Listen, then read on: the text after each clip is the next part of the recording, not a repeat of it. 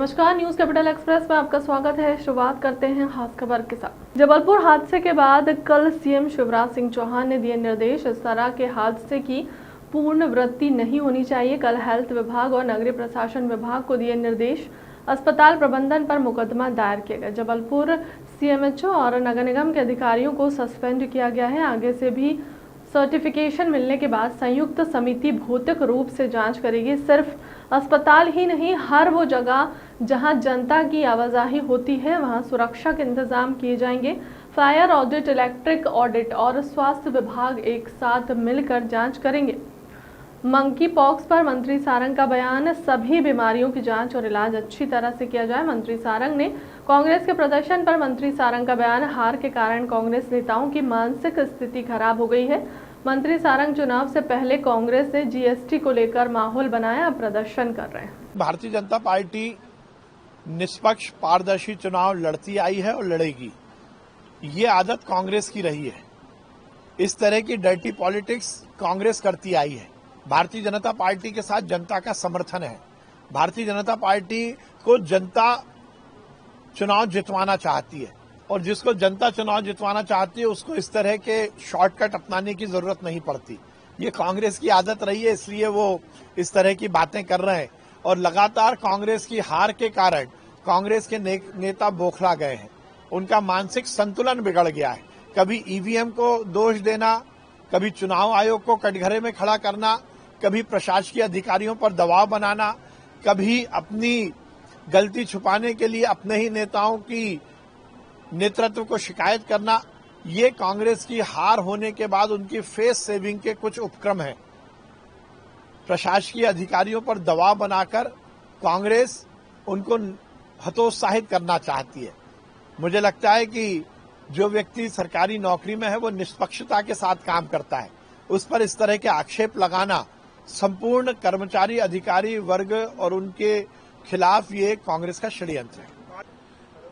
Transfer policy में हर तरह के देश भर के दूसरे राज्यों में जो अच्छे और सफल प्रयोग हुए हैं उनको समाहित किया गया है और ये सुनिश्चित किया गया है कि ट्रांसफर पॉलिसी पूरी तरह से निष्पक्ष हो, पारदर्शी हो और इसलिए शिक्षकों से भी उनकी चॉइस मांगी जाएगी।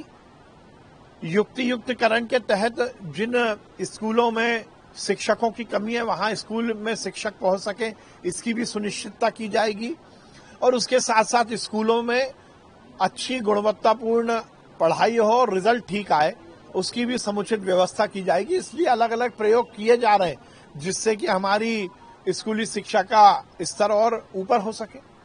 अब देखिए, ये तो हिंदुस्तान में रहने वाले हर व्यक्ति का अधिकार है कि वो प्रदर्शन कर सकता है, पर प्रदर्शन किस मुद्दे पर कर रहा है? जीएसटी को लेकर अनेक चुनाव के पहले कांग्रेस ने माहौल बनाया और उसके बाद भी भारतीय जनता पार्टी के पक्ष में जनता ने वोट दिया, हमारी सरकार बनी। तो ये मुद्दा तो पूरी तरह जनता नकार चुकी है। अच्छे से टैक्स की वसूली हो और हर व्यापारी को भी उसमें दिक्कत ना हो, लाल फीताशाही समाप्त हो, उसको लेकर यदि सरकार कोई काम करती है तो कांग्रेस के पेट में दर्द होता है। ये नकारात्मक राजनीति है, पर जनता उनके साथ नहीं है। जनता पूरी तरह कांग्रेस को नकार चुकी है। इसीलिए ये निश्चित किया गया है कि फायर ऑडिट करने वाले, इलेक्ट्रिक ऑडिट करने वाले और स्वास्थ्य विभाग, ये तीनों लोग मिलकर संयुक्त रूप से जांच करेंगे और उसी के बाद सर्टिफिकेट मिलेगा। दोनों, चाहे फायर ऑडिट का मामला हो, चाहे इलेक्ट्रिक ऑडिट का मामला हो या स्कूल संचालन करने की परमिशन हो, कॉलेज हॉस्पिटल संचालन करने की परमिशन हो, वो सब ये तीनों की संयुक्त समिति के इंस्पेक्शन के बाद ही सुनिश्चित। नहीं, भारतीय जनता पार्टी ने तो किसी को बाहर नहीं भेजा और इसमें सरकार और पार्टी कहां से आई है? यदि कोई कहीं के, मुझे तो मालूम नहीं है, इसका ज्ञान नहीं है, पर कोई व्यक्ति यदि जीतने के बाद भगवान को धन्यवाद देने मंदिर जाना चाहता है तो उसमें बुराई क्या है? ना पार्टी ने उनको भेजा है, ना सरकार ने उनको भेजा है। इसमें सरकार बीच में कहां से आ गई? भारतीय जनता पार्टी एकजुट है, एक मत है और भारतीय जनता पार्टी हर चुनाव जीतती आई है। नगर निगम परिषद के चुनाव भी भाजपा जीतेगी, उसमें दिक्कत कहां है? रूप से जांच हो और जांच में हेल्थ डिपार्टमेंट के अधिकारी जिन्होंने सेफ्टी ऑडिट रिलीज के इशू किया है, चाहे वो फायर सेफ्टी का मामला हो या इलेक्ट्रिकल सेफ्टी का मामला हो, उसके अधिकारी भी एक साथ मिलकर इंस्पेक्शन करें। अस्पताल बंद करना किसी समस्या का निराकरण नहीं है। अस्पताल को सुनिश्चित ढंग से संचालन करवाना ये हमारी प्राथमिकता है और इसीलिए सुनिश्चित किया गया है कि जबलपुर की घटना की पुनरावृत्ति ना हो और इसीलिए ये निर्देश दिए गए हैं कि ये सुनिश्चित किया जाए कि एक हफ्ते के अंदर समस्त सरकारी और प्राइवेट जो अस्पताल हैं, वो केवल वही नहीं बल्कि जो सार्वजनिक बिल्डिंग्स हैं, उनके सभी तरह के सेफ्टी नॉर्म्स पर एक बार पुनः आकलन किया जाए और जहां कोई कमी है उसको दृढ़ता के साथ ठीक किया जाए। आदिवासी वर्ग को, दलित वर्ग को इस देश में गुमराह करती आई है। यदि कांग्रेस इतनी ही आदिवासियों की हितैषी होती तो खुलकर द्रौपदी मुर्मू जी का उनको समर्थन करना चाहिए।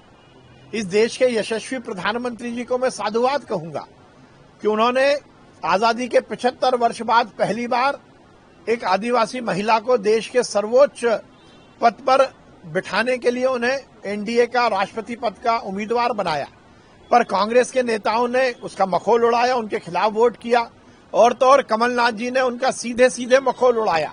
कांग्रेस के नेता अधीर रंजन चौधरी ने लोकतंत्र की सभी मर्यादाओं को तार तार करते हुए उनके खिलाफ शर्मनाक टिप्पणी की। वो कांग्रेस जो आदिवासी महिला हमारी महामहिम राष्ट्रपति द्रौपदी मुर्मू का मखौल उड़ाती है, तो उनसे आप आदिवासियों के संरक्षण की या उनके समर्थन की अपेक्षा कहां से कर सकते हो। ये कांग्रेस का चुनावी एजेंडा है, परंतु ये बात सही है कि आदिवासी वर्ग ये बात स्वीकार कर चुका है कि कांग्रेस उनकी विरोधी है और कांग्रेस उनके विरोध में ही काम करती है।